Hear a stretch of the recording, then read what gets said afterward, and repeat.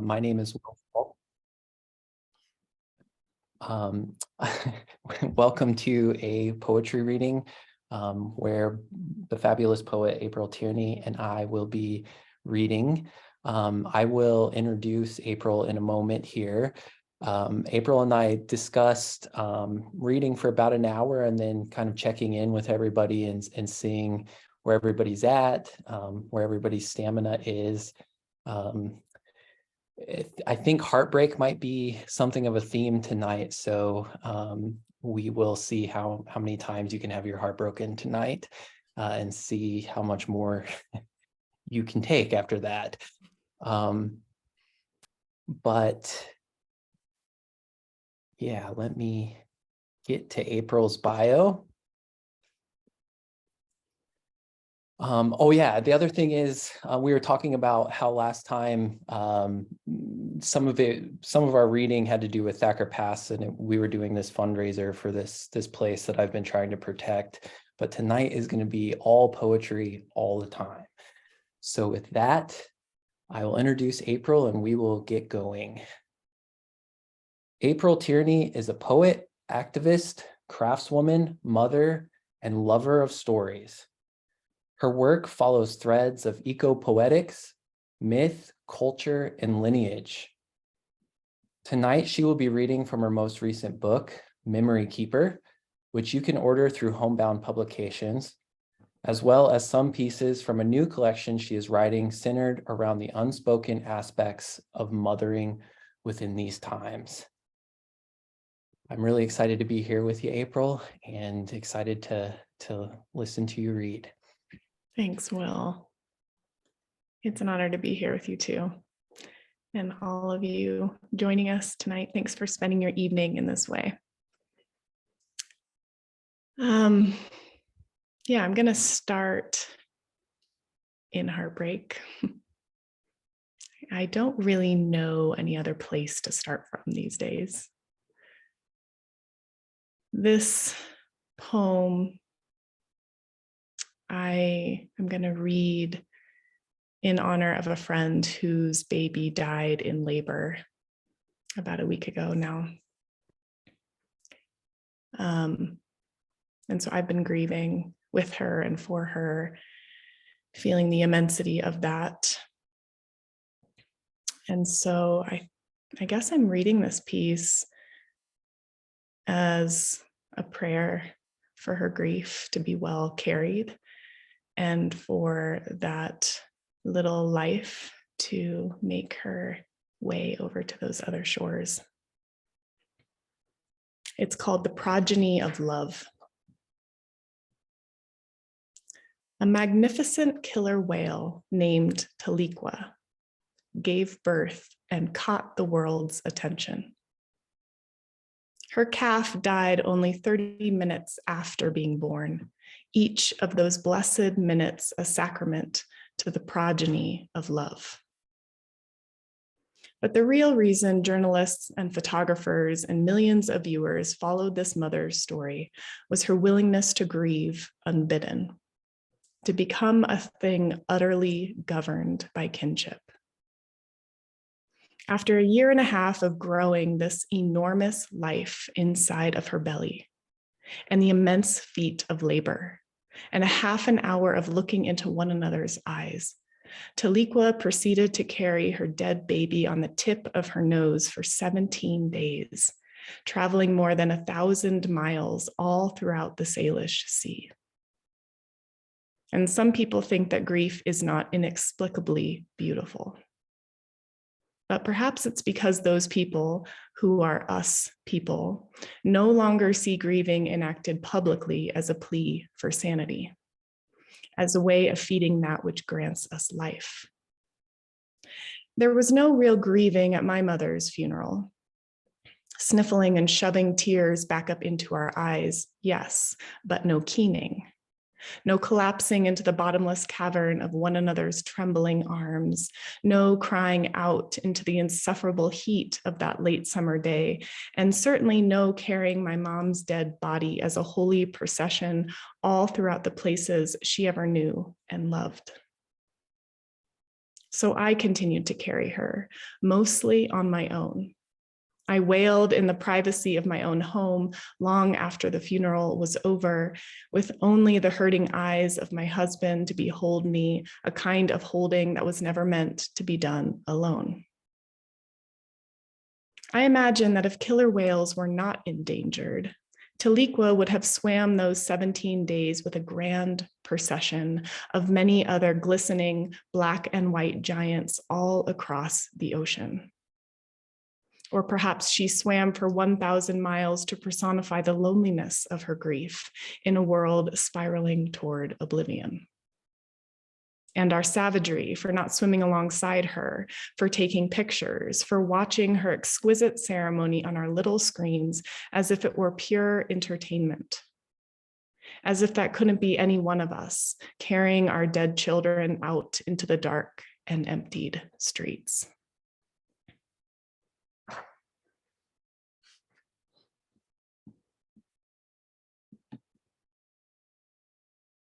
Well, that's quite a way to start us. I'll introduce Will Falk now. Will is a writer, lawyer, and environmental activist. The natural world speaks, and Will's work is how he listens. He believes the ongoing destruction of the natural world is the most pressing issue confronting us today. For Will, writing is a tool to be used in resistance. Tonight, he will be reading from his poetry collection, When I Set the Sweetgrass Down, which you can pre-order through Homebound Publications. The collection will be released on April 11th. Thank you, April. And thank you for that poem. That is an extraordinary way to start off. The collection I'll be reading from, When I Set the Sweetgrass Down, is my first full-length collection of poetry. And it's got poems that kind of stretch the last 10 years. And I just wanted to start off with sort of the birth of When I Set the Sweetgrass Down, which was about exactly 10 years ago in about 2 weeks. 2013 was a rough year for me. I tried to kill myself twice. And in recovering from that experience, I spent a lot of time on the shores of Lake Michigan in Milwaukee, Wisconsin, where I was living. And I would spend 3 or 4 hours every day just listening to the lake, listening to the bugs and the birds and the way the water moved and the way the wind moved.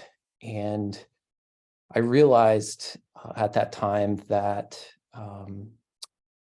not only has the natural world given me and continues to give me life, the air I breathe, the food I eat, the water I drink, but there's also this spiritual sustenance that the natural world gives. And in that way, the natural world has saved my life over and over again. So 10 years ago, sitting on the shores of Lake Michigan, I made a vow to protect the natural world's life like the natural world has protected mine, and made a vow to devote my life to that protection. And this first poem is actually the preface of When I Set the Sweetgrass Down. And it's sort of, I guess, an acknowledgement of her who gives us life. The poem's called First There's the World. First, there's wind kissing your breast, chills chapping your lips, and frost on your sleeping bag before dawn. First, there's salmon swimming upstream, heron stalking bluegill, and grizzly bear brothers wrestling. First, there's nimble, clean water chasing over pebbles, ice cracking in the warmth of spring, and sand dragging over desert floors. First, there's the world. Then there's poetry. For what is poetry without the voice? And what is the voice if not for the world that makes the voice possible? There is no poetry without wind forming the breath, without land to grow food forming the tongue, and without water keeping the poet's mouth wet when she speaks. The natural world speaks the original languages in many voices. Lyricism exists in November's first flakes finding still waters on a pond's face. Ancient syllables are formed by old-growth forests, telling their stories in the passing of seasons. The ocean's eternal rhythms are the music creating life. Many of these voices are forgotten. Some have fallen into the silent night of total extinction. Some are drowned out by the screaming hallucinations we call civilized life. Others have their vocal cords cut with chainsaws, bruised by bulldozers, and stopped with asphalt. It is, after all, much easier to destroy those who cannot speak.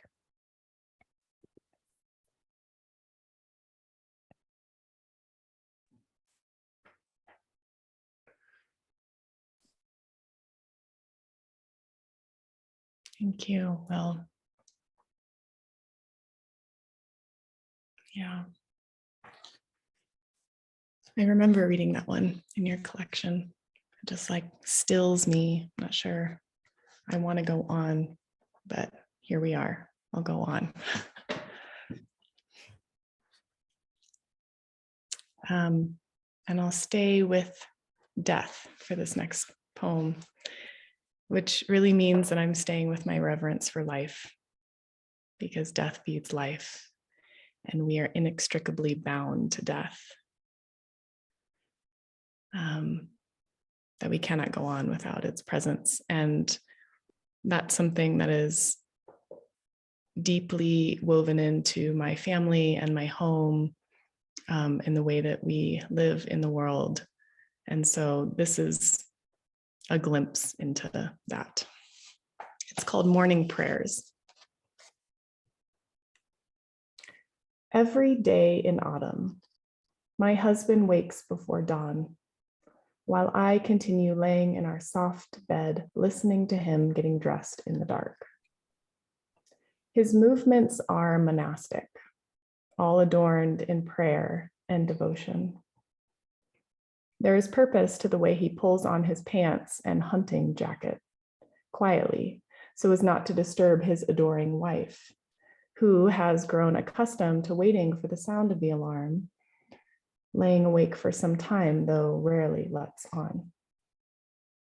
I hear the front door open, then close, and feel his sturdy body walking up the steep hill behind our house. His footsteps slowly settle me back into the dreaming. Each morning he sits under the same pine tree, where he remains for at least a few hours, well past sunrise and the frost's first radiant glow. He watches the deer as they greet the day, combing the stilled landscape in their small families, heads bent in gratitude over what little green grass remains. He tracks their stealth frames, learns their patterns, admires their power and grace. His rifle is always at his side, and more often than not, these curious four-legged kin come close enough to stare, perhaps even as an offering to this honorable hunter and the family he is beholden to. But more often still, my husband is held in place by their proximity and inexplicable beauty, and so he does not take the shot. A mama with her 2 fawns visits often, the little ones mewing at him, surely by now recognizing this equally mysterious man sitting in the morning light. When he comes in, often frozen to the bone as I am folded over a hot breakfast, he laments at not being able to lift his gun, at how much he hates the killing. The does remind me too much of you, he says, always with a soft flame in his eyes. He admits that all he is capable of out there is prayer. And then the morning comes when I hear the shot. It is so loud, it billows throughout my whole body. I instantly know that some gorgeous deer has died as I open my eyes to the blazing orange sun lifting his sleepy head above the horizon. So I too began to pray. Then my good man comes in to get me. Quick, get dressed, I need your help. His posture is reverent, humble, grief-stricken. So I dress and follow him up the mountain, bringing local maize and sage to offer this one who has offered her life to us, and the tiny growing babe that I now carry in my womb. She is so newly dead, she appears nearly alive, laying on her side, still steaming with warmth. Her eyes are open and pink tongue hangs from her mouth, tasting the early rays that sweep out across the morning. We kneel and speak aloud our gratitude, admiration, blessings, and heartbreak, laying beauty on the ground beside her. Then together we slowly carry this great one down the mountain. I hum as we walk, holding her elegant hooves in our trembling hands. This doe, who in my husband's eyes looks so much like me, surely is a part of our family. Surely will nourish our bodies and go on breathing with our storied beings. We vow to live well into her good name.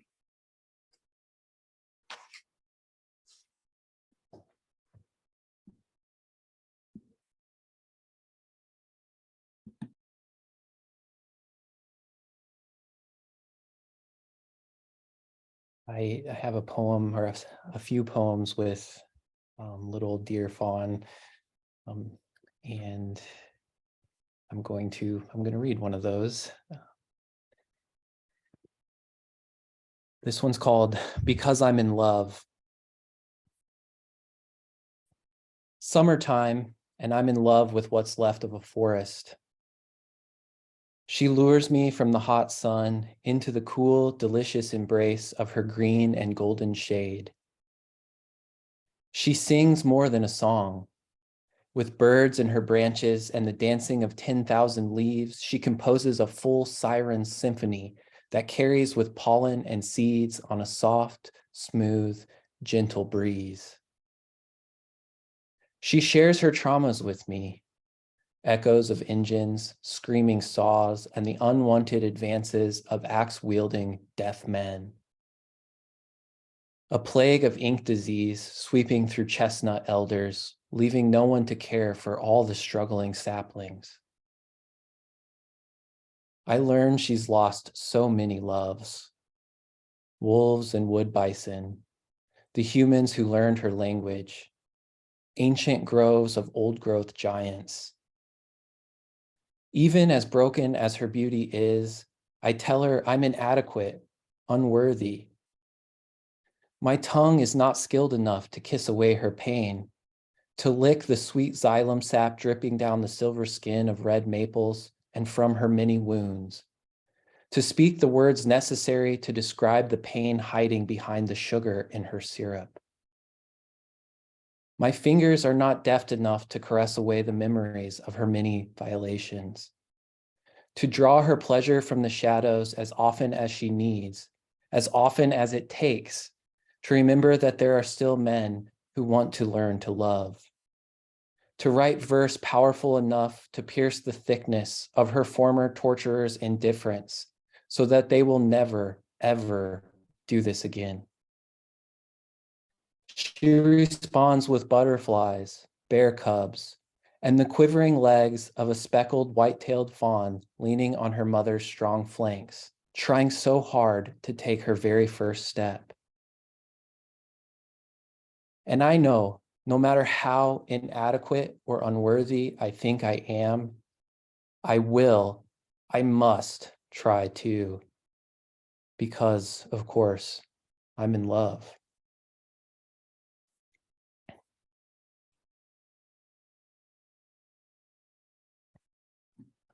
That was so beautiful.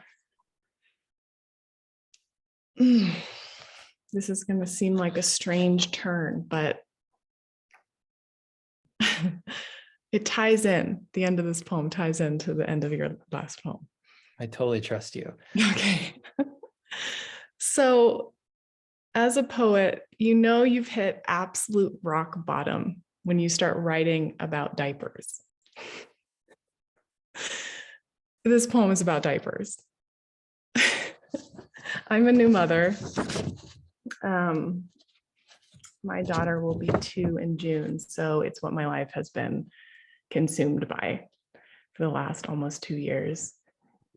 And I wrote this piece when I was at rock bottom, to remind myself why I said yes to cloth diapers and why I continue to say yes, because I think it's important that we remind ourselves when we're in the most challenging moments why we're doing what we do and who it's for.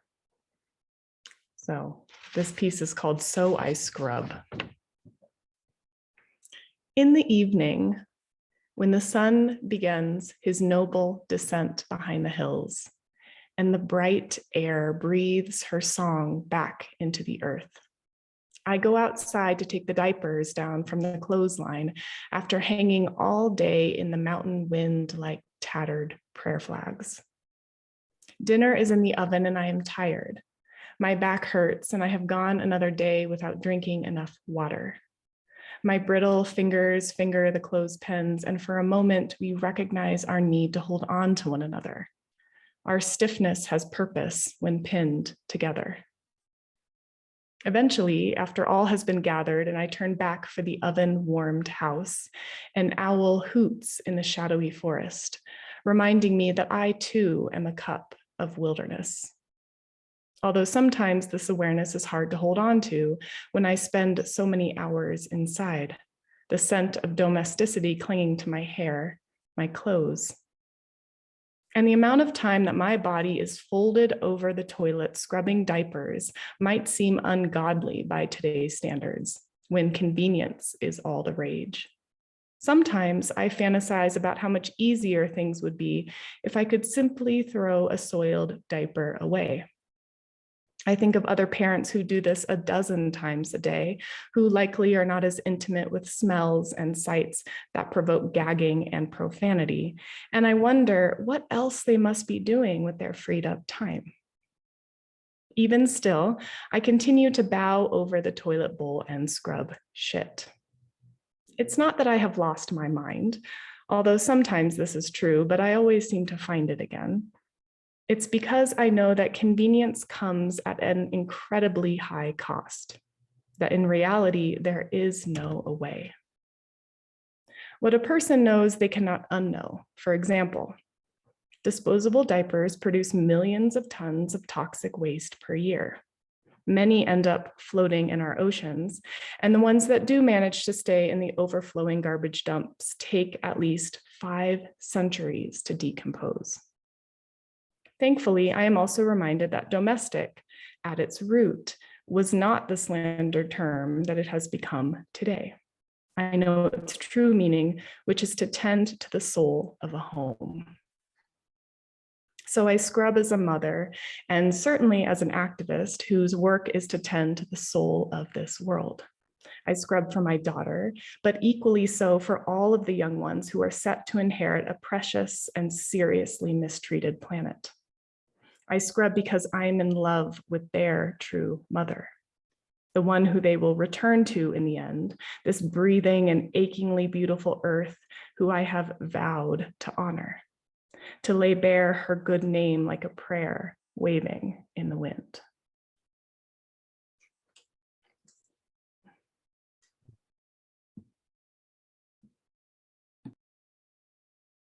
I do not have any poems about diapers. That's great. I'm happy for you. And I am not a parent,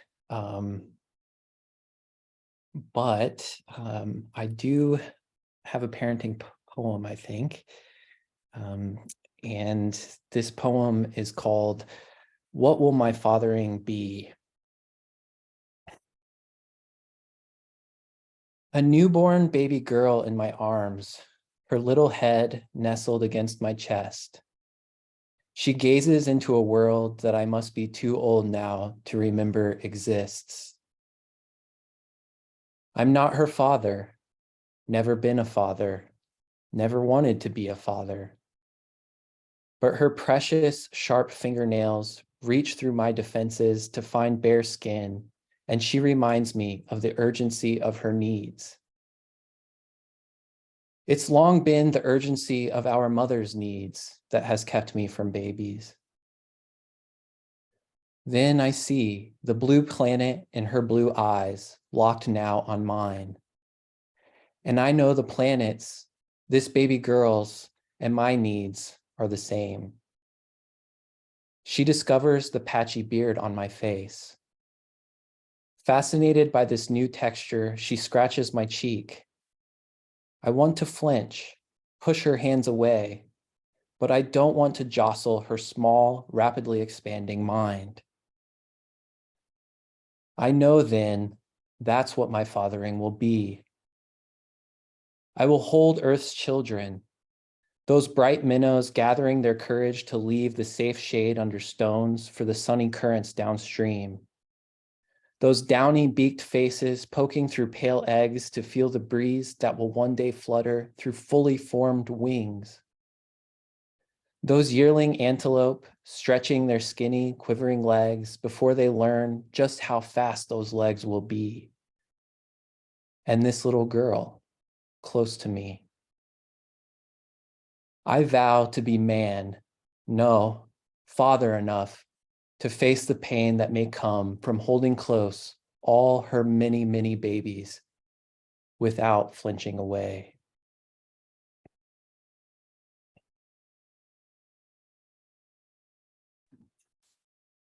I love that one so much. Hmm.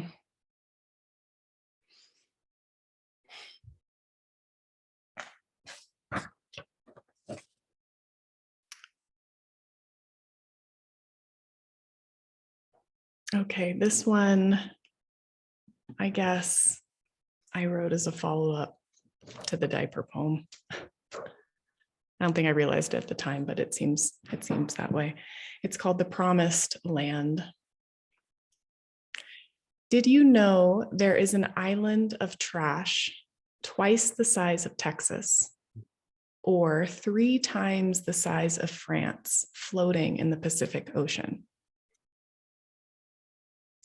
If water is life, and surely the ocean is mother of us all, then what does this say about the way we humans treat our sustainer, our lover and beauty maker, joy bringer, and great luminous body from which we once emerged to become air breathers, stargazers, basket weavers, hunters and huntresses, village tenders, slingers of magic, poetry, prayer, compassion, and rage? What does this say about our ability to transpose plastics into gods and feed them ceaselessly to this great goddess, whose belly is nauseous and bulging from our careless consumption? What does it say that even upon knowing the island exists and that every day it grows bigger, we will keep on consuming? That we've so thoroughly absorbed the belief of an entirely separate land hovering above this one, disconnected from the dirt and salt and silky animal bodies ingesting our trash, a land gilded in gold and polished to perfection, that wrecking our current home, this oceanic wonder soaring through space, has become a common practice, even encouraged, since there will be another home, pious and waiting for us in the next life, no matter how much we buy and throw away in this one.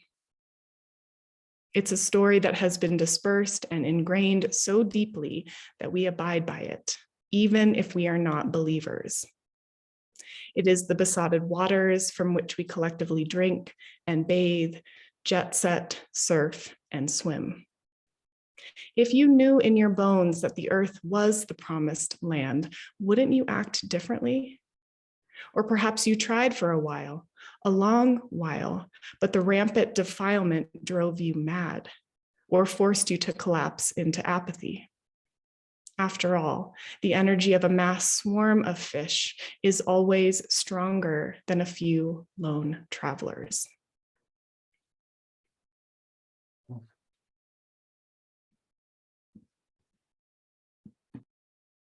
I always need 5 to 10 seconds after you finish to stop myself from crying, April.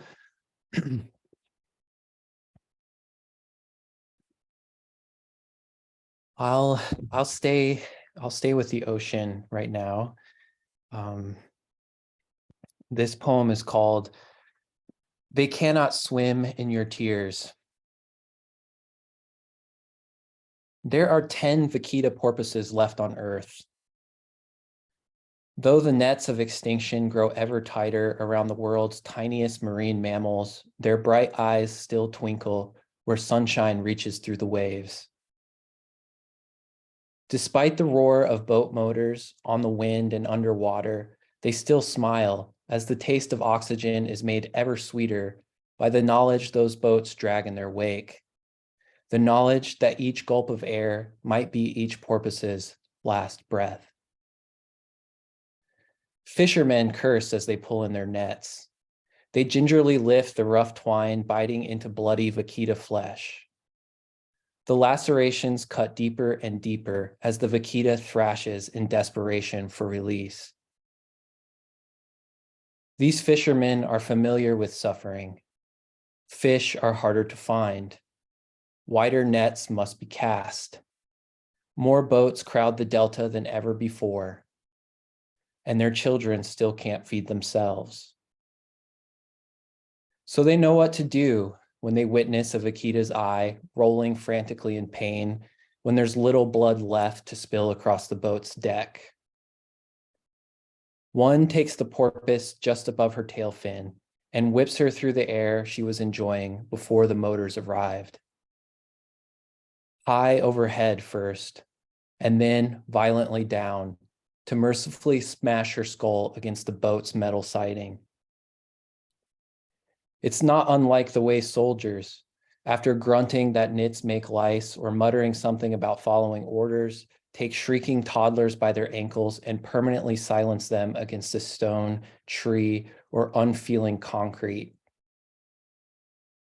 It's easy to believe when your heart breaks like a stoved-in skull that the nets of grief will drag you down to drown in depths of darkness next to a broken porpoise carcass.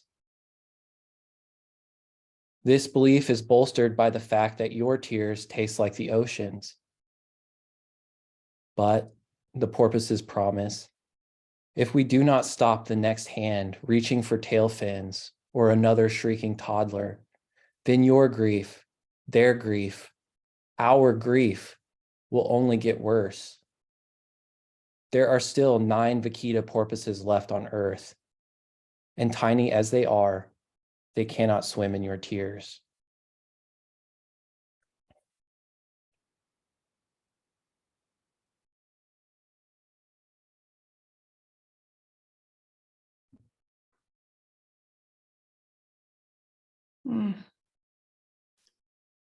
Wow.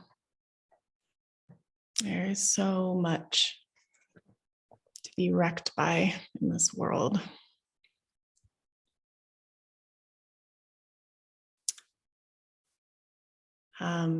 Something I learned from my grandpa, who was an artist, who knew heartbreak really well, was that the only way to continue on is to create beauty from what wrecks us.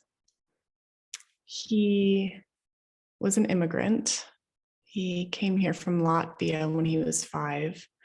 My great grandfather came a few years earlier to make enough money to send over for my grandpa and my great grandmother. They were fleeing anti-Semitism in Europe at the time, and most of my family stayed. And most of my family was killed in the Holocaust. My grandpa went back over and so he knew quite a bit about heartbreak. And yet he spent most of his time making beauty. And I'm sitting in our workshop tonight, the place where I weave and where my husband does woodworking, and my grandpa's pictures are all over the walls.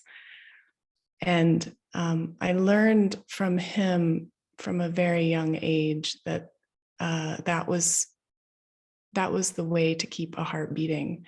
Otherwise, a heart might stop beating if the wretchedness wasn't turned into something that could actually feed the world.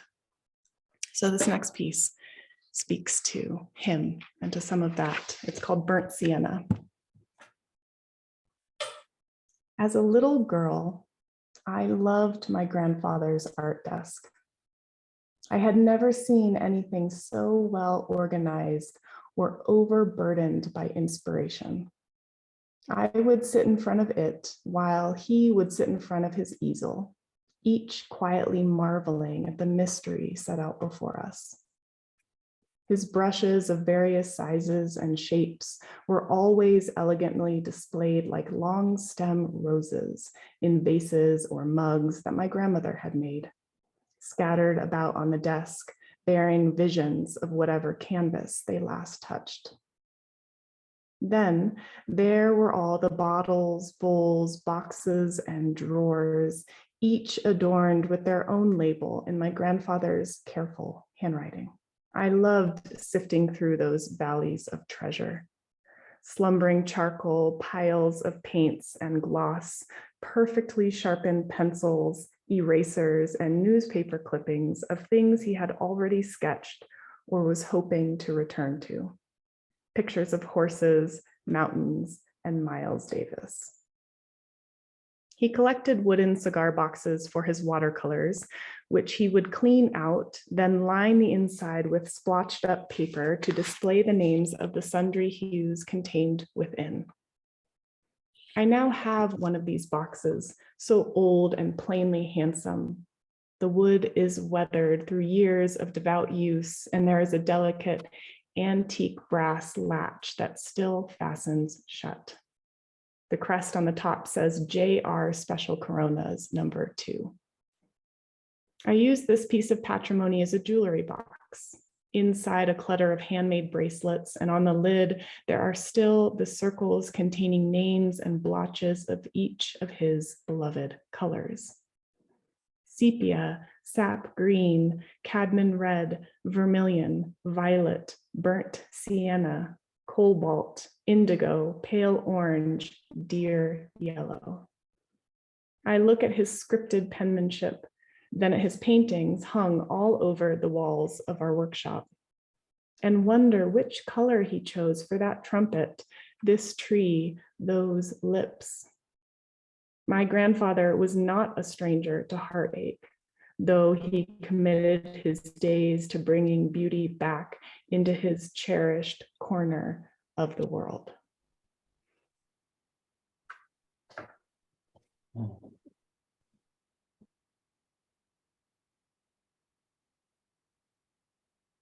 Yeah, I do a lot of activism work, and I think that's something I've really learned about the world that we're in right now and what we're living through is, no matter how bad things get, we can resist, and that resistance itself is beautiful, and we can create, it's almost like the darker and darker it gets, the harder and harder we fight, it makes the light brighter and brighter. And so creating, beauty from despair, yeah, that's what we have to do.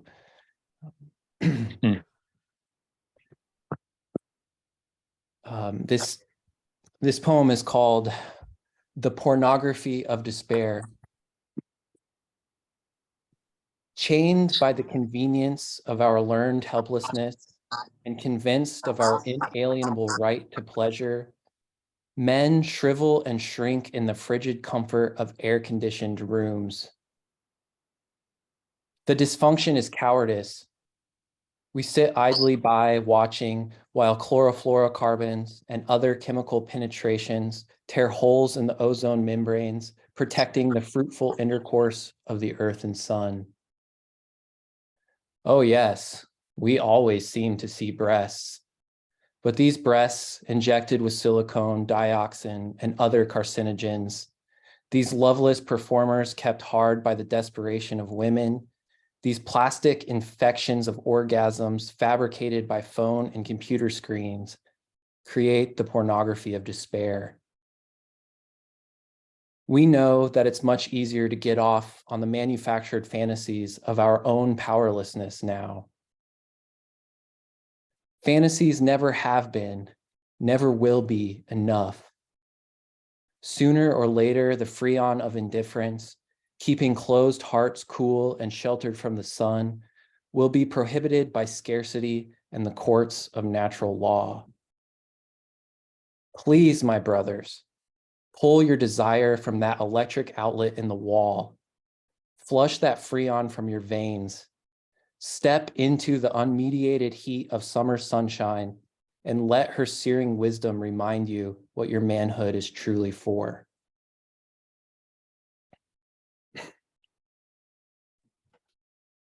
Yes. I'm really grateful for that one. It's like a fierce call to action. All your brothers.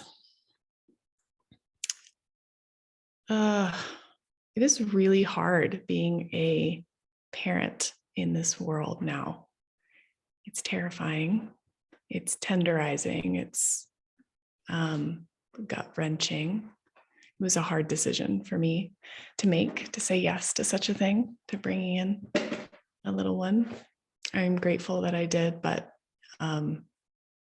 it certainly hasn't been easy to see the world that she is inheriting. And that's where these next two are written from. So I think I'll read two right now, Will, and then you could read two next. Does that sound okay? All right. I wrote this first one, and it's about a pear tree on the land where we live. And my neighbors, my beautiful neighbors, read the piece and kind of helped me with the tree, helped me put some bird netting up. It didn't help, it didn't work, but it was generous. And then they followed up with me and asked about the poem, and that if I would have a follow-up poem to it.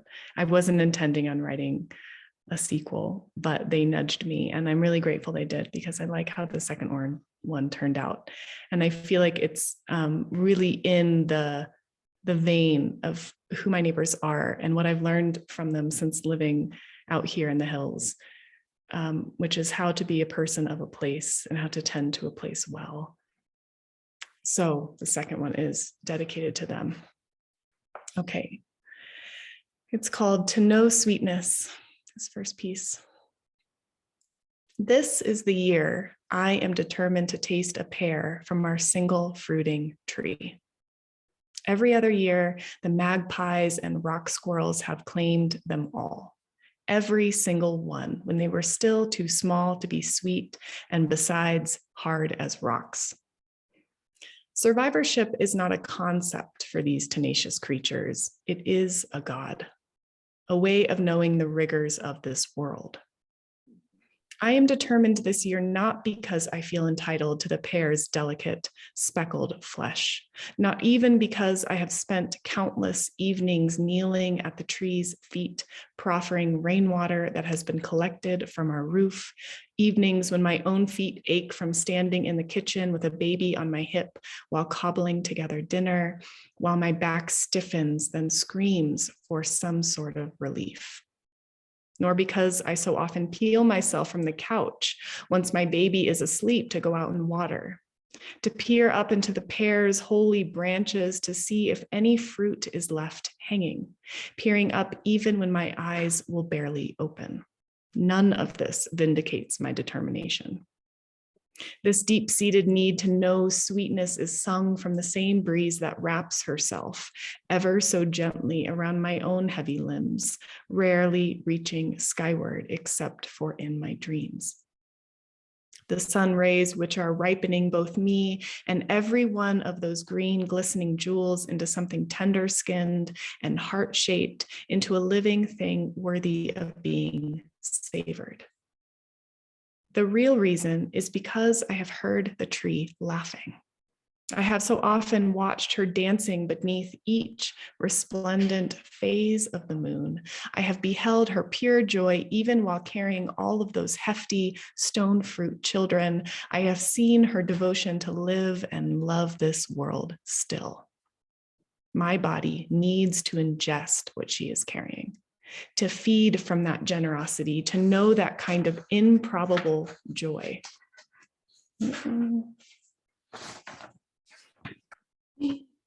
And then fling it back to every other survivor of this harsh world as a beacon, as a ballad, as a balm for all that ails us.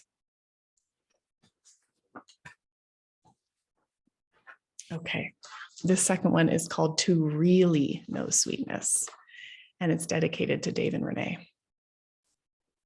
I am told that some farmers sleep in their orchards with shotguns, precisely at the moment their fruit trees begin to ripen, precisely as all the other creatures began hankering after late summer's sweetness too. Isn't madness and love sometimes the same thing? I am not a farmer, but I do know longing. I often wear it around my neck like a garland, fingering the flowers and smelling their fragrance until I am intoxicated by life's unfurling, until my whole body is buzzing and I can no longer find the night road, which leads every weary heart to sleep. And so, when finally all the mountain creatures came to claim our pears, when they graciously left one glistening jewel still hanging, I climbed up into the tree to retrieve it while my dog and daughter stood on the ground watching. I held this precious being in my hands, hands which every day are aging. The tears in my eyes were joyful and real. I carried that single piece of speckled fruit back into the house while balancing my baby again on my hip and trying to explain to her why the pear was still not ripe, why we would need to wait a bit longer to sink our hearts and teeth into its tender flesh. So I placed the pear in our fruit basket, the one I wove long before becoming pregnant, before giving my life over to the laborious feat of growing our future.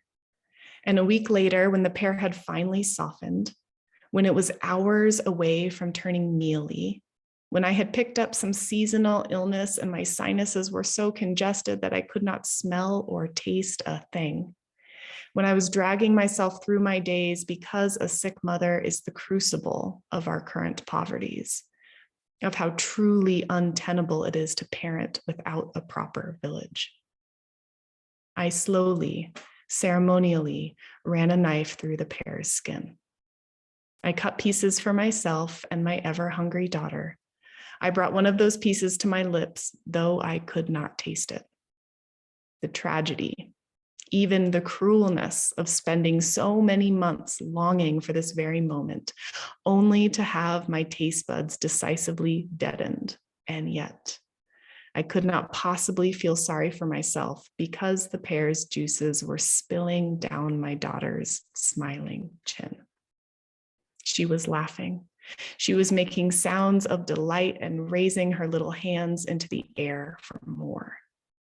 I do not believe in martyrdom, but I do believe in sweetness seeping from the pores of that which we are lucky enough to see. I believe that true initiated adults might not live to taste the fruits of their labors, yet they still labor on behalf of the next generation. I believe in the sanctity of taking less, so much less from the earth, so that future ones can actually have a place to come into and love and be held by, to become fully human in and for.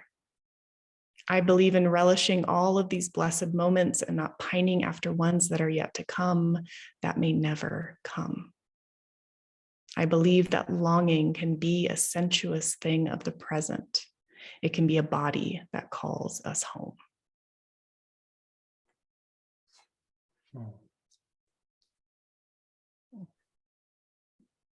I love the last lines, just something that I've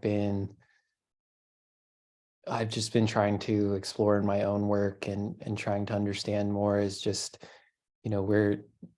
we're engrossed in this sensual experience. Being alive is a sensual experience. There's sunshine always falling on us, wind always stirring our hair. And, so one thing that I really want to do is help my readers fall in love with the natural world. And maybe the best place to do that is through the body, through that sensuality. And if we can understand the way that we're being held by our mother all the time, then maybe we do more to protect her. But to continue on with the theme of sweetness and longing, I'll read a couple of my sweeter poems. The first one's called Falling For and From the Sky. It's hard not to fall in love with the Nevada sky in May. She kisses my pale skin, careful not to turn me the color of her lips. I blush anyway, and she laughs gently. Her joy is the sound of hummingbird wings vibrating with satisfaction at the discovery of hidden nectar. She removes my sunglasses so I can see her the way she desires to be seen. The ecstasy in my eyes only encourages her. I'm too shy to tell the sky that I've always been proud that my eyes are blue, like her. My heart throbs with longing as she edges me closer to explosion like a planet that ventures too near the sun.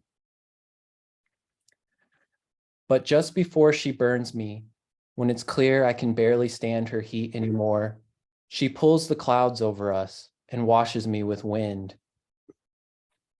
Her caressing zephyrs teach me what my sweat is for. When she gives me goosebumps, the clouds part and she begins the bright cycle all over again. As the sun sets and I feel her pulling away, the sky reminds me that this life is only a vapor. Evaporate for me, she whispers in my ear, and we'll rise to shine with the moon and stars. But I know if I was water and fell for and from the sky, I'd only sprinkle like desert rain after a lingering drought and never touch the ground.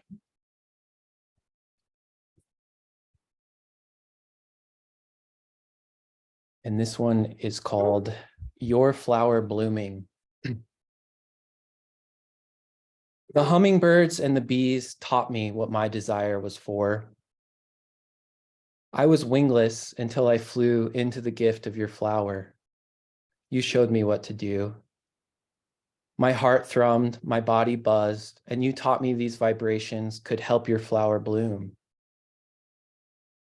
It would have been far more than enough to bask in the perennial glory in the unfurling of your blossom. I would have been content to simply exist in the sweet honor of playing my role.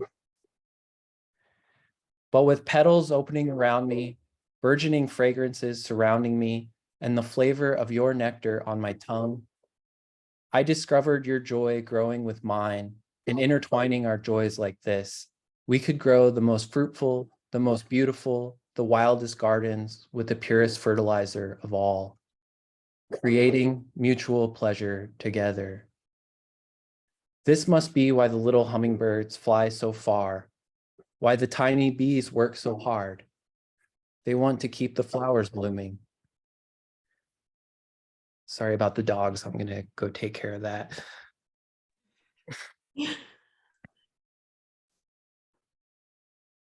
Thanks, Will. That was so stirring. I love how you write love poems to the earth. And there's like this really interesting complexity, how you pair them next to such heartbreak. It's like you're showing us that our hearts can entirely shatter, but then fall into love again.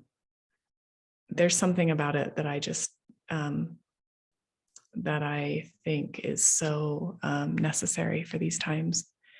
And I noticed that when I had the pleasure of reading an early version of Will's book that's about to come out.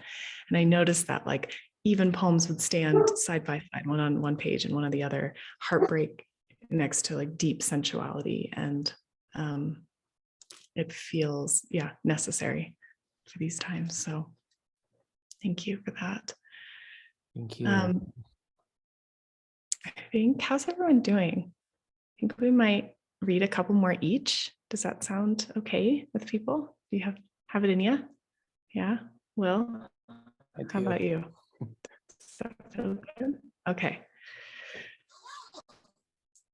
All right. This one, because I don't know, it's fun. I don't have them. This one is. It's called Interspecies Music Making.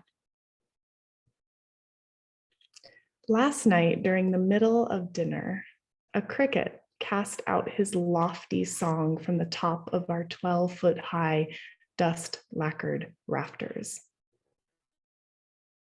How does so tiny a creature make such enormous sound? Inside and jump up, so including taking out the ladder and calling up to the ceiling, asking our long-winded friend if he would like to rejoin the rest of his ensemble outside in the dark husk of night. My husband did the only reasonable thing a man can do, the only proper response to anyone singing their hearts out in the middle of your kitchen. He got out his guitar and together they made music like nothing I have ever heard before or since. They played until the cricket's voice became sore and in need of rest, until my husband's strong fingers throbbed and threatened to bleed. By then, I was wholly drunk on wonder and sleep.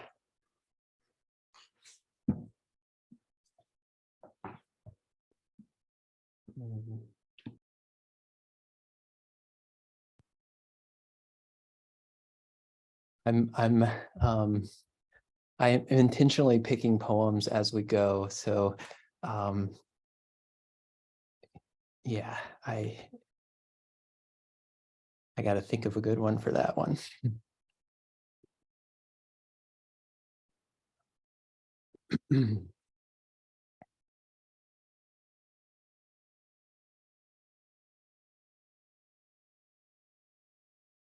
I have, I think I'm going to go with the music theme that was in that last one.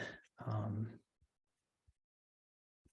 just have to find it now. My book is being printed as we speak and will be mailed to me soon.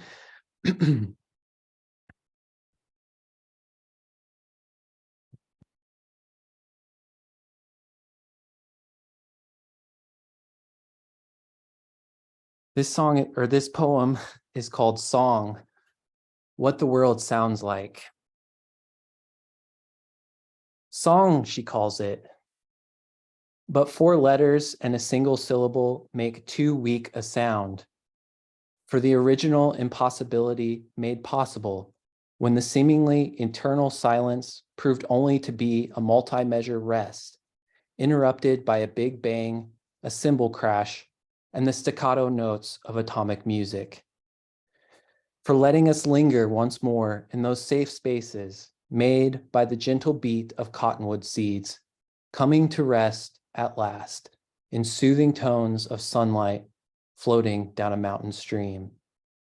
For the warm hues of contralto blue she paints on the duskened sky, sprinkled with the pure sweetness of evening's first silver stars, for bringing ghosts to life, so we remember they're dead, for helping us forget with vanilla notes and caramel and the perfect absence of smoke when the bourbon and our own voices run dry. Song, for making us miss what we never knew was gone.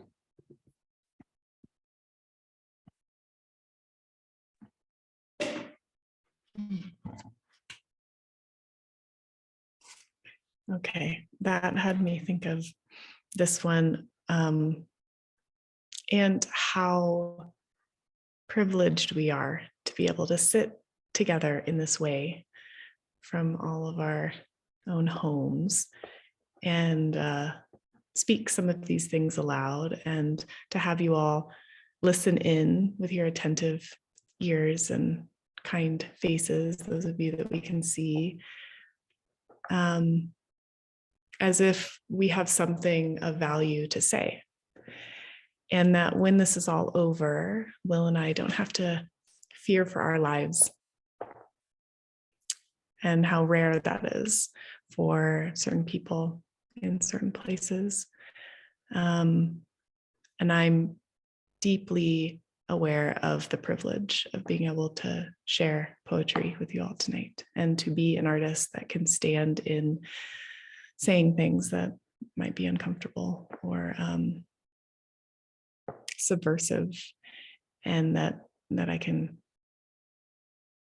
lay in my bed tonight in a relatively safe way. So this piece is called Field Guides for Liberation. It's for all of those artists who don't have that same privilege in the world. Today in Burma, there are poets being killed and imprisoned. Read that sentence again. Today in Burma, there are poets being killed and imprisoned. I have read it several times and still it barely sinks in. What is so threatening about the poet? To any society bent on control and greed, surely artists represent the most untamable breed. But poets wield language as an alchemical force. Words and stories that get lodged into our imaginations, quietly crafting field guides for our liberation. Mang Yu Pui faces 2 years in prison after being severely beaten for his poetry. I have read the English translation of Under the Great Ice Sheet, and it is pure beauty latched to the breast of truth. It's something I wish every beating heart could read or hear spoken aloud with the dawning sun. In my early 20s, I spent some time in Thailand, and while there, lent a hand at a school for Burmese refugees. They wanted someone to teach the children English. I knew nothing of Burmese, not to mention very little of English. Even so, my answer was yes. We huddled together in a one-room makeshift schoolhouse with brightly painted walls, sitting on the floor and sweating in that humid December air. There were never enough pencils to go around, but still we spent our days in the company of wonder and words. The children were all ages, peering up at me behind poets' eyes. I have read about another Burmese writer who spent 6 years in solitary confinement. And when she was released, she kept on writing. Today, I write alongside them.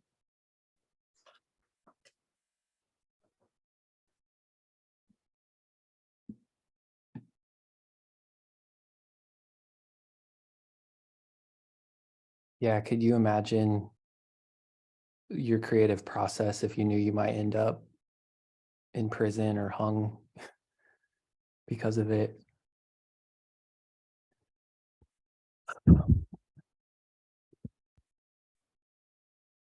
I think so. The next poem I'm going to read is my thought process was, if we're privileged enough to write poems without being imprisoned, which we are, then maybe I need to work harder to write poems that get me imprisoned. And one way that I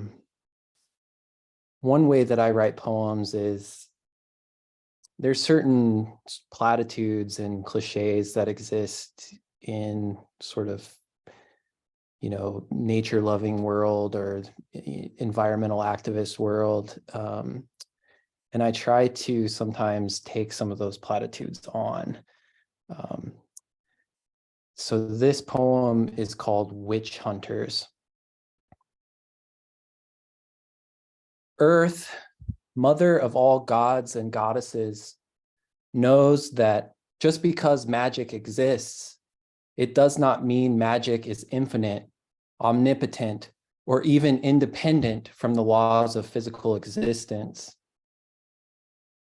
She thought every one of her daughters, burning at the stake, shrieking for her help, proved this beyond the shadow of a hope, as a global inferno scorched those shadows away.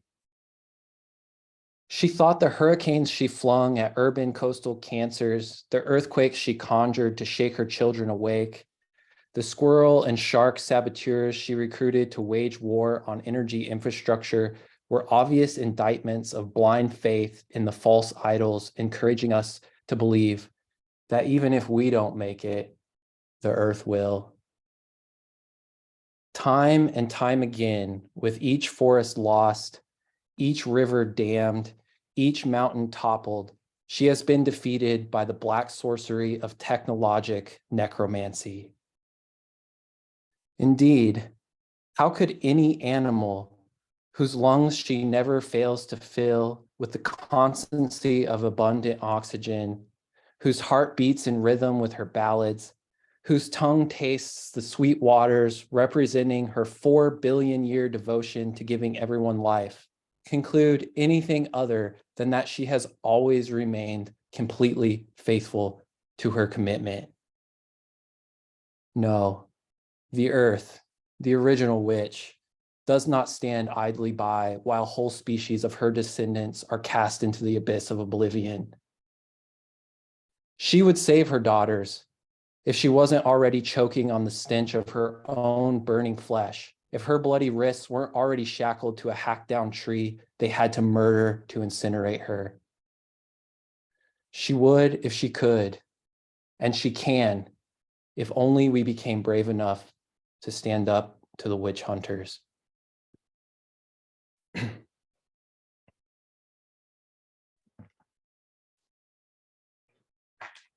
Oh, that one just takes my breath away. Okay, I didn't think I was going to read this tonight, but I just have to now following that one. And I'll end with this one. This will be my last piece of the evening. And then if you want to pick one more. Ooh. Okay, this is called Miscarriages of Justice. And it's where the title actually for my collection, Memory Keeper, comes from. I should also mention that miscarriages of justice is not a term that I came up with. Maybe you're familiar with that term, Will, being a lawyer. I experienced lots of miscarriages of justice. Okay, well, it's definitely more of a European term in the legal system, and that's how they speak about the witch hunts, was that it was a miscarriage of justice. Okay, if witch means wise woman, then what happens when all the wise women of the world are killed? Don't be so quick to hand over an answer. Mary MacLeod of Rodall was a Gaelic poet who was buried face down under stones, the puritanical way of tending to a witch so that her soul would be weighted forever. She was killed for reciting poetry, a subversive act for any woman or admirer of decency. Each time I stand on stage, my whole being shakes. I relive the moments where wisdom was misused against the ones who upheld it. And after the show is over, well, that's when the torment really begins. I lay awake in bed, every inch of my body burning. My cells endure their dread. Tens of thousands of European women, so many our ancestors, murdered for being artists, seers, teachers, healers, and memory keepers. Even now, I feel terrified of being set aflame or tortured to confess to something I did not do, nor do I believe it would be wrong if I had. So I converse with my grandmothers and aunties who are swimming in my blood. I tell them about the times we are living in now, how the church is not out to get me. It has thoroughly forgotten my name. This requires a lot of consolation, words I'm not even sure I believe, but they hold vigil deep into the night, so my kinship is what I can offer. Great, great, great granddaughters. Each time we stand, dance, or declare some ligament of truth, we do so for them. There is wisdom among us yet.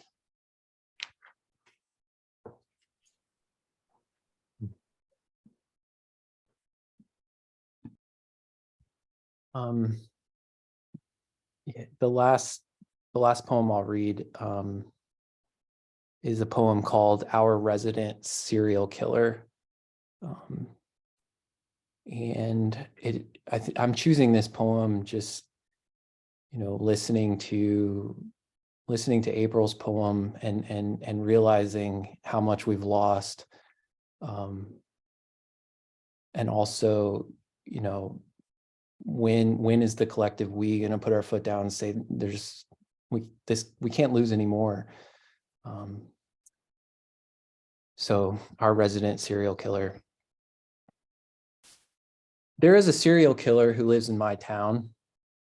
Every few days, my neighbors and I pass the mangled bodies of his young victims splayed on the side of the road, amongst the shredded tires, condom wrappers, and malt liquor bottles filled with piss.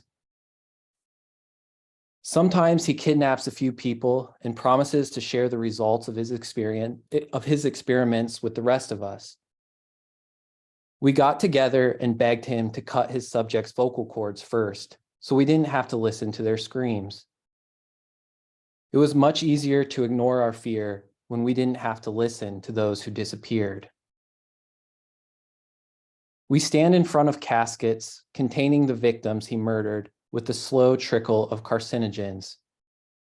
We wonder when we'll be next. We wonder how long it will be until the embalmer will drain the blood from our veins. Meanwhile, the embalmer wonders if our local murderer will poison her with the same brand of formaldehyde she has pumped into so many of our deceased neighbors. I'm scared and sad. I rather like living in my town despite the constant homicide. People here are nice, very peaceful and kind. That doesn't seem to matter one bit. That serial killer keeps killing my friends and methodically murdering my family. Sure, I have a few friends left, but most I will never see ever again. I decided yesterday that my neighbors and I needed to stop our resident serial killer. We had a meeting, politely shared our views, and properly sought community-wide consensus. Every town has a murderer, some shrugged and said. Others would definitely love to help, but they don't want to end up dead. Most agreed that everything will be okay because ours is a big enough town that he can't possibly kill everyone. And at the end of the day, some of us at least will undoubtedly survive. After our meeting, the town serial killer did his gruesome thing again. And I woke up this morning, like every other morning while I've been alive, to learn more of my friends, my family, and my favorite neighbors have died.